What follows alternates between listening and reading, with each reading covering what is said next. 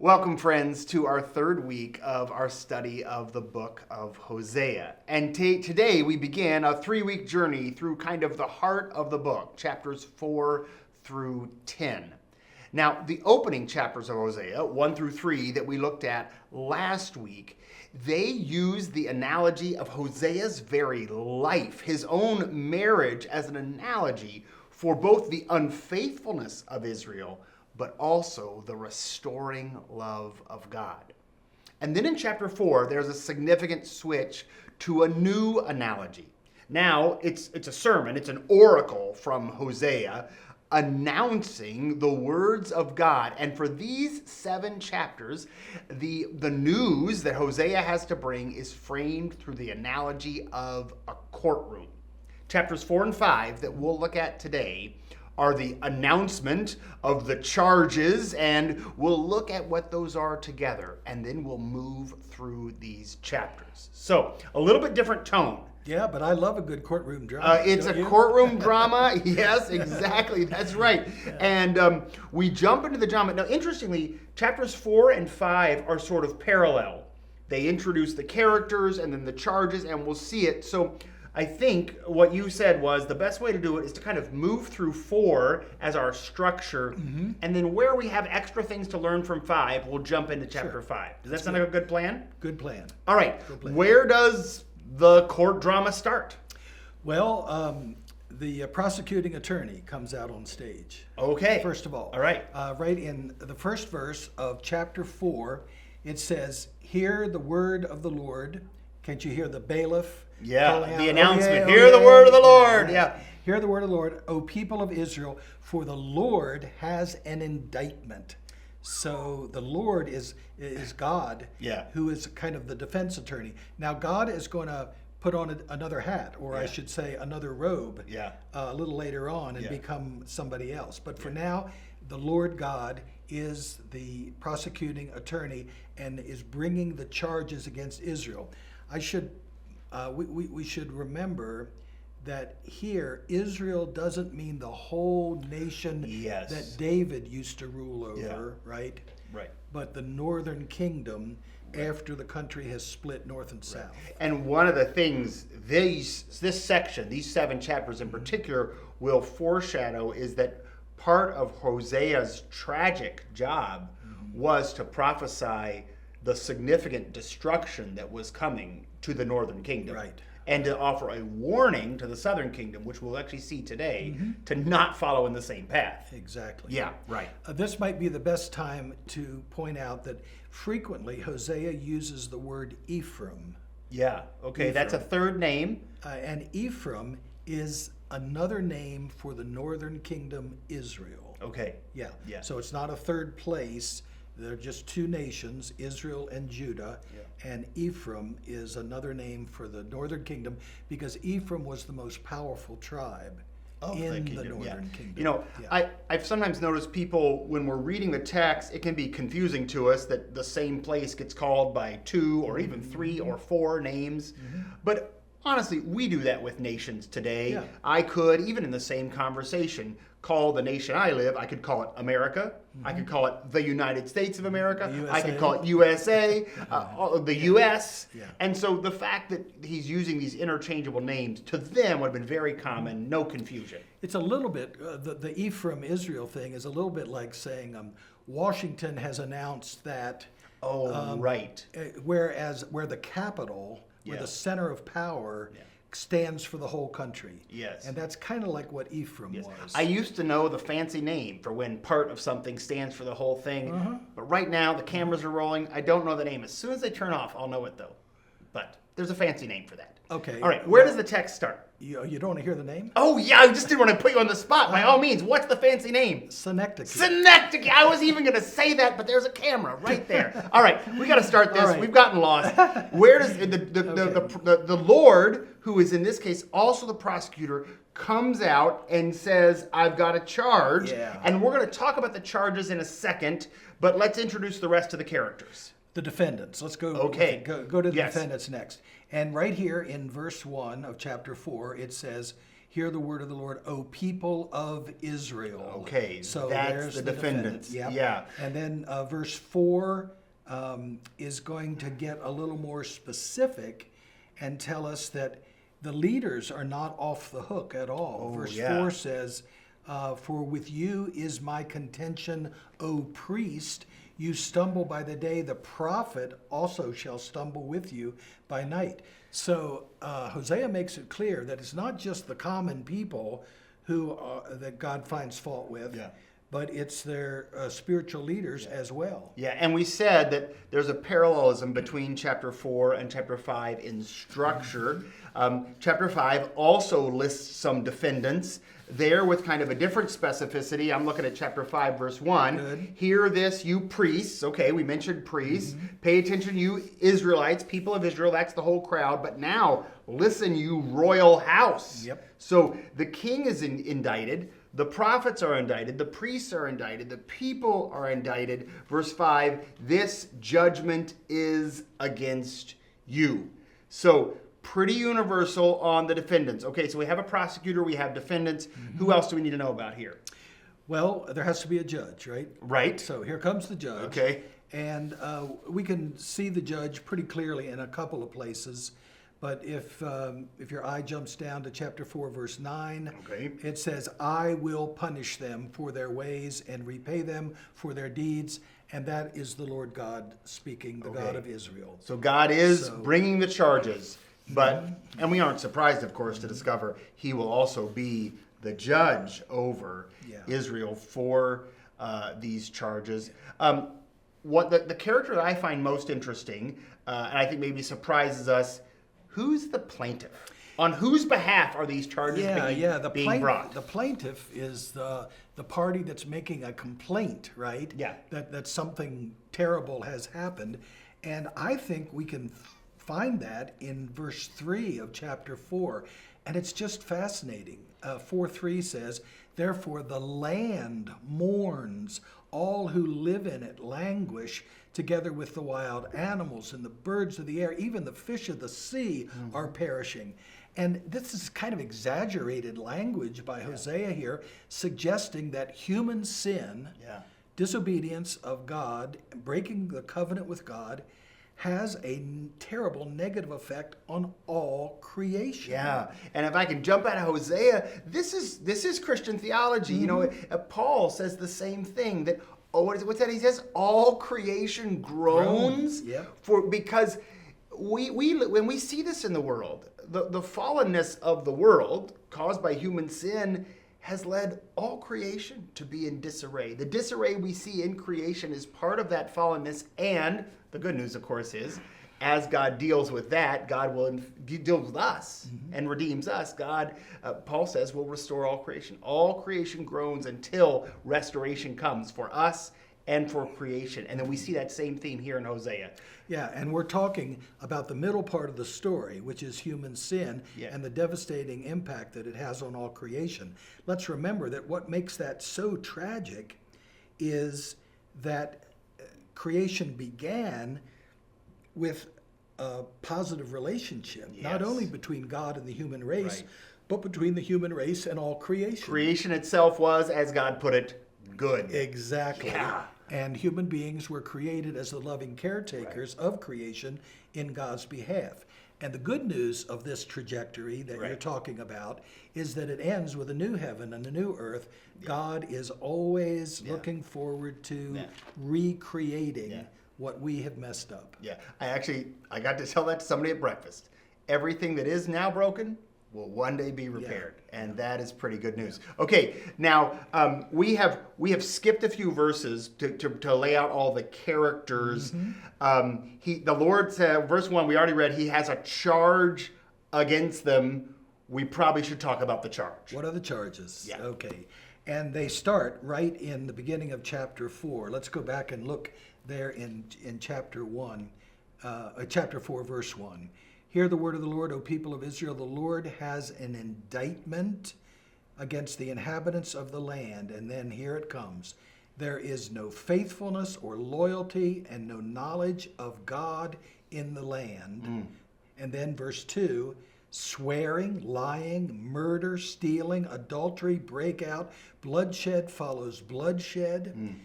What's fascinating about that list is that I think it parallels the Ten Commandments. It's the anti-Ten Commandments, isn't it? Yeah, the anti-Ten Commandments. Yeah. Right? Yeah, because the first part of the Ten Commandments focuses on our relationship with God. Yeah. Worshiping God, not other gods. Worshiping God in spirit, not physical idols.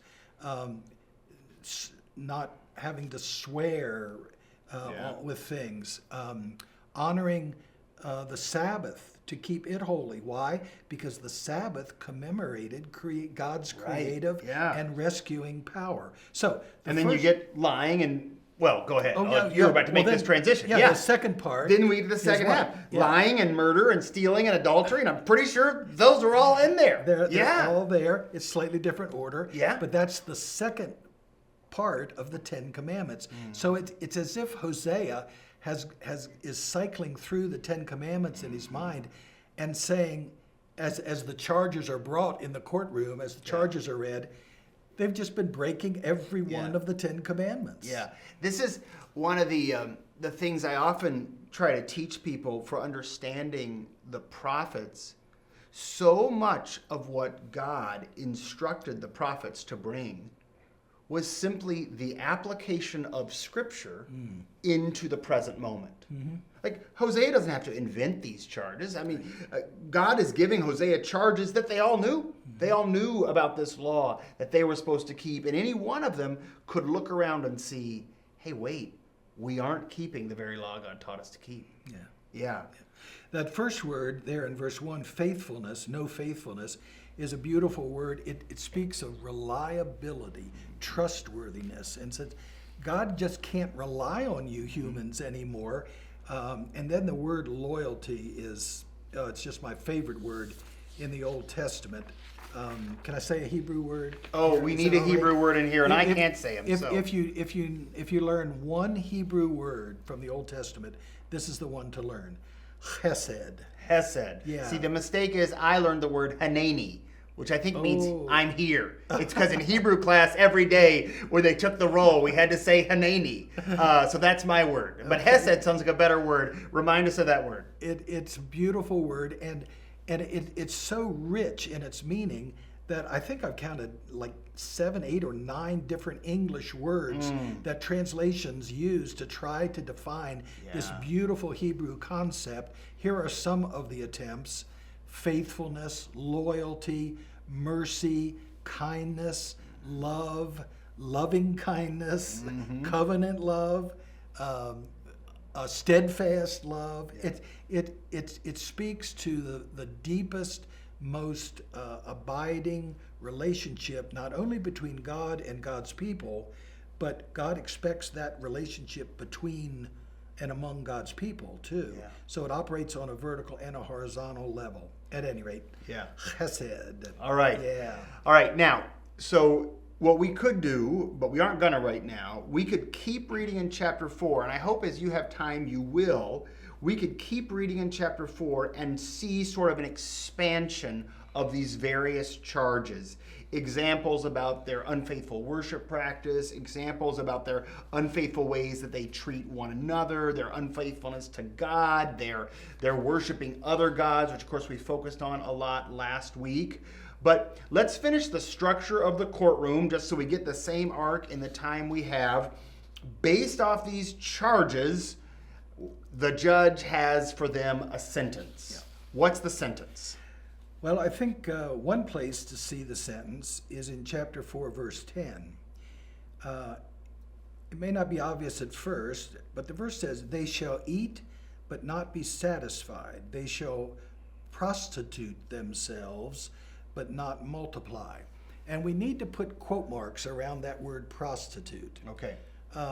As we talked about last week with the discussion of Gomer and her role as a cult priestess for the worship of the fertility god Baal, that really is the prostitution that Hosea seems mainly to be talking about here, don't you think? Oh yeah, certainly. When we think of that kind of entirely in, let's say, sexual exploitation terms, obviously that was part of it in their culture, but it definitely has much more religious overtones and overtones with their faithfulness. In fact, both of these examples remind us, if we have ears to hear it, of the very temptation they had to the Baal fertility cult. Right. Eat and not be satisfied. You'll worship your gods that are supposed to make your crops grow, but your crops won't grow. You'll worship your gods that are supposed to make your families fertile, but your families will not be fertile. So here is very similar to what we saw in chapters 1 through 3. God says, when you leave me, as a discipline, I will make your worship of other gods unfruitful, where you very much hope for fruitfulness. Yeah. It's really quite ironic and powerful. Here they are abandoning the worship of Yahweh God, the God of Abraham, Isaac, and Jacob, for this God that they think is going to give them fertility. And God said, no, I'll tell you what the result of your unfaithfulness is going to be. It's going to be infertility. Yeah. You're going to learn that these gods that you are worshiping are absolutely nothing. Right. So that's the way the sentence is described in chapter 4. There are also some references over in chapter 5 that show another aspect of their punishment. Yeah. So chapter 4, if we were to read it all, gives us extra information about the sentences, the charges rather. The charges. But chapter 5 gives us some extra details about the sentence. Talk us through those. Yeah, we need to jump down to chapter 5, verse 8. If people would follow us there. I hope they're following along in their Bibles. Yeah. Pause now if you need time to find chapter 5, verse 8. All right? That's where we are. Chapter 5, verse 8. Press pause. We'll be back. And we're back. Okay, go ahead. So verse 8 says, blow the horn in Gibeah, the trumpet in Ramah. Now, this is not a parade, okay? This is you played a horn, didn't you? I did. Trombone. Trombone. Yeah, until they got sick of hearing it. Yeah. Okay. So blow the horn. But so this is not a parade. Yeah. This is war. Yeah. This is military talk here. These are warning of an attack. Sound the alarm in Beth Aven. Look behind you, Benjamin. Look out. They're coming after you. Ephraim shall become, there's that Ephraim. Right. Yeah. In verse 9. Yeah. Shall become a desolation in the day of punishment. So this is all language related to military invasion. And that, in fact, turned out to be one of the ways in which Israel, the northern kingdom, was punished for their idolatry and their polytheism. Right. This is one of the really difficult parts of Hosea's ministry is he did have a specific prophetic word to offer about this coming destruction that did in fact come. Yeah. And we've already talked about just how quickly it came. Yeah. We think that Hosea is prophesying in the very middle of the 8th century. That would put him around 750, 740. Yeah. And we know from history, not just Bible, but other records of the time, that the great empire of Assyria, from what we call northern Iraq, invaded and completely destroyed the northern kingdom. They destroyed their capital city, Samaria, and captured almost all the able-bodied men, women, and children and took them off to Assyria, leaving only the weak and dying and very elderly there. Yeah. So this warfare prediction came true literally within a generation. Yeah. Okay. So far we've heard some pretty serious charges of abandoning God and abandoning their love for one another, kind of the anti-Ten Commandments here. And again, you can go back and look in chapter 4 for some details under how this expressed itself. We've heard a pretty threatening sentence. In chapters 6 and 7, we get the defense, which has some beauty in it, but also some drama in it. That'll be next week's video. But there are a couple addendums. There's an addendum in chapter 4 of warning. And a little addendum in chapter 5 that I just love. It's sort of this hint that reminds us of the purpose of what's happening. Yeah. Why don't you tell us about the warning in chapter 4, and I'll talk about the little addendum in chapter 5. Okay. Okay. On down in chapter 4, look down there to verse 15. There's a fascinating warning. It starts off focused, as Hosea normally is, on the northern kingdom, Israel. Though you prostitute yourself, O Israel, and that's referring to worshiping other gods, do not let Judah become guilty. Now there's the southern kingdom. Yeah. Don't enter into Gilgal. Now he's speaking to Judah, the southern kingdom. Don't go up to that town of Gilgal in the northern kingdom, or to Beth Aven, and do not swear as the Lord lives. This is kind of pious implication that they're still trusting in Yahweh God when they're really running off. We can worship whatever God we want. Yeah. Yahweh will never forsake us. Yeah. And so verse 16 says, you know what? You're just like a stubborn heifer. Yeah. A young cow. Israel is stubborn. And now don't you be stubborn like them. Don't you join them. Don't you join them in their worship of idols. By the way, that reference to the town Beth Aven, which turns up several times in Hosea, that's not the name of a real town. It's a play on words with a real town, Bethel. Okay, yes. Bethel had been named centuries before by Jacob, where he encountered God as he was fleeing. And this was a place of worship in the northern kingdom. Yes. Yeah. And unfortunately, it wasn't a place where Yahweh God was worshipped, the God of Abraham. It was a place where the first king of the northern kingdom set up a golden calf to try to keep... as a way to break free from the influence of the southern kingdom. Right. He knew that they couldn't just break free politically. Yes. They had to break free spiritually as well. Yeah. So he said, you don't need to go to Jerusalem to the temple and worship Yahweh down there. Come on, we've got our own very nice worship center right here in Bethel. And look, I've even put a beautiful golden calf up here. Remember Aaron? He built a golden calf. Yeah. And so that's Bethel. Yes. Aven means wickedness. Oh. And instead of Beth means like house, right? House of God. Instead of being the house of God, Hosea calls it the house of wickedness. You guys have taken the beautiful house of God. That is not subtle. And turned it into the house of That is not subtle. As people are reading through Hosea, we'll try to point it out if we notice it again. He loves that play on words there. Yeah. Okay. So chapter 4, after the reminder of the prosecutor and the plaintiffs and the defendants and the charges and the sentencing, there's a warning. Hey, by the way, Judah, I've been talking to Israel, but Judah, be careful. Don't you go this way too. Yeah. That's kind of the addendum of chapter 4. I just want to look real quickly at the addendum of chapter 5. We're at the very end of chapter 5, verse 15.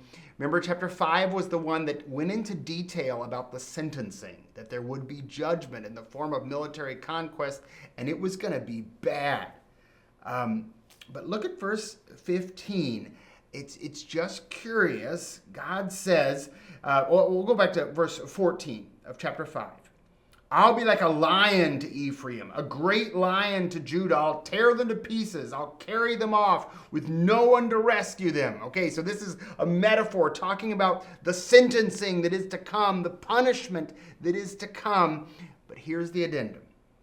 Then I'll return to my lair, this is the lion, and I'll wait until they have borne their guilt and seek my face. And in their grief, they will earnestly seek me. What I love about this is how the prophets always work. They remind us that, yes, our rebellion is real. Our abandonment of God for other gods is real. The cruel way we treat one another is real, and it's a problem, and God will punish us for our rebellion. But God's punishment is never the purpose. The purpose is always reconciliation. Mm-hmm. So he says, yes, I'm a lion, and I'm going to tear them up. And you could think the story could end there. I'll tear them to pieces, no one will rescue them, except then he says, until.